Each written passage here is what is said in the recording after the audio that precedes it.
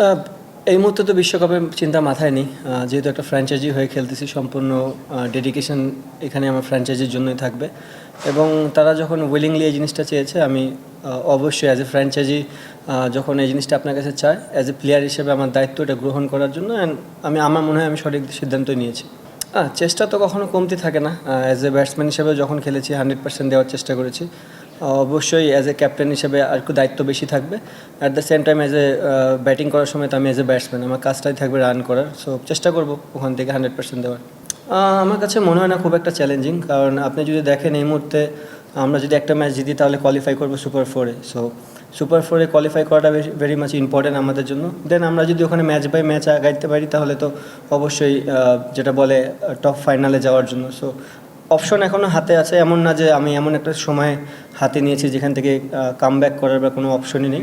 Still অনেক option আছে, যদি আমরা ভালো ক্রিকেট খেলতে পারি তো সুযোগ আসবে। না, কোনো বাড়তি চাপ না, চেষ্টা করবো 100% দেওয়ার। হ্যাঁ, আপনি যেটা বললেন যে এখন তোরই আমি যে নিজের প্রতি যে এক্সপেকটেশন রাখি, সবাই যে এক্সপেকটেশন রাখে, ওই জিনিসটা এখনও ফুলফিল করতে পারিনি।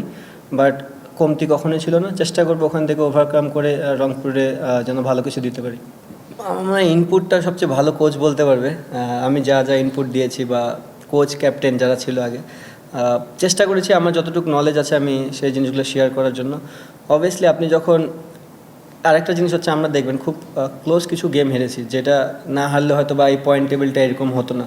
সো আমার কাছে মনে হয় আমরা যে খুব খারাপ ক্রিকেট খেলেছি তা না, বাট ক্রিকেটে অনেকটা লাক ফেভারের বিষয় থাকে, আমরা মনে হয় ওই জায়গায় একটু পিছিয়ে গেছি। তো হোপফুলি এখান থেকে ওভারকাম করে, যেহেতু নতুন ভেন্যু, নতুন চ্যালেঞ্জ আমার কাছে মনে হয়, তো চেষ্টা করবো আমরা এখান থেকে ওভারকাম করে ভালো কিছু দেওয়ার জন্য।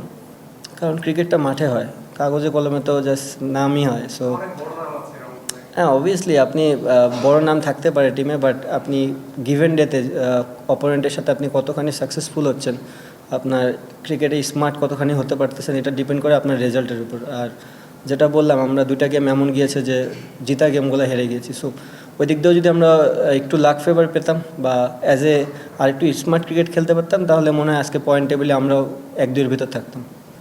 হ্যাঁ, কথা হয়েছে এবং সে উইলিংলি আমাকে এই জিনিসটা হ্যান্ড ওভার করেছে। কোচ যেটা আপনাকে বললো ওই সেম জিনিসই।